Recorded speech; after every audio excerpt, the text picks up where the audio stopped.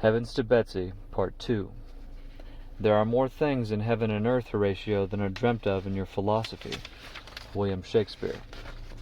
Imagine, you fall asleep and are transported to a world you've never seen, though it used to be all around you. In every direction you see waves of flowing grass like the hair of a goddess. The trance is only broken by the sound of a deep, distant rumble. You squint to see what moves on the horizon, and walk up a small hill for a better view. You watch as thousands of hulking, horned animals move en masse in your direction. Sunlit billows of dust and dirt betray the rolling and tumbling males, the largest of the herd. Giants, you whisper to yourself as they gain ground on your small hill. For 1,000,000 years, different species of bison filled the North American plains, in herds that took days to pass from beginning to end. Their heartbeat and hooves eventually became the rhythm of a lost civilization. Consider the temporal depth. The United States has existed for roughly 250 years.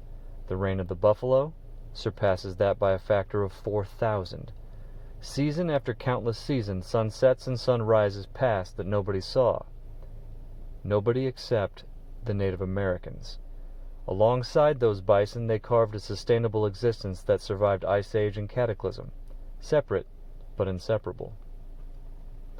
That way of life was annihilated with extreme haste by European settlers. Millions upon millions of bison were systematically slaughtered to make way for manifest destiny. If anything could leave a spiritual scar on Mother Earth, it would be an atrocity of this magnitude. 50 million bison wiped out in less than 50 years, after nearly 20,000 years of wild roaming and hunting.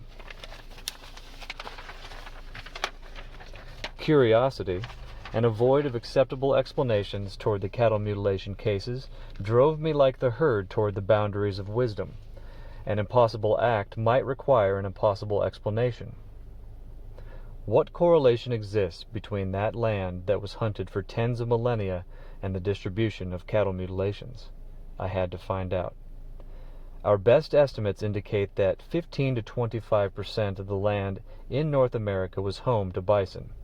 And what percentage of cow mutilations happened in that space? At least 90%. The amount of mutilations in that former bison range is 6 times what you would expect by chance alone.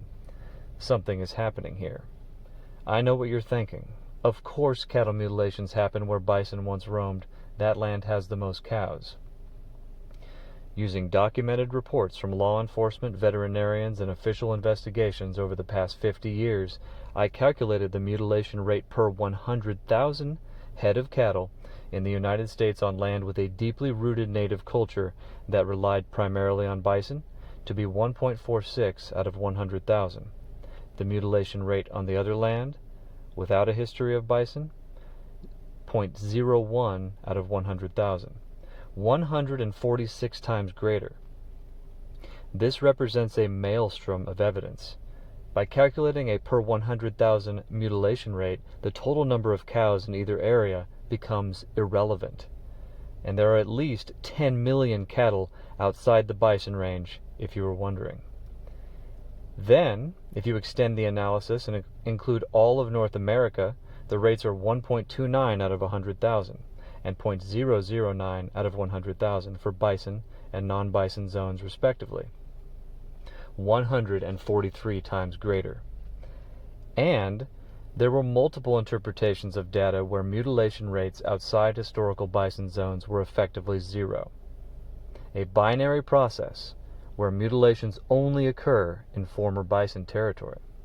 This value was generated when analysis was run strictly without assuming any unsubstantiated cases, including only claims involving exsanguination, bloodless mutilations.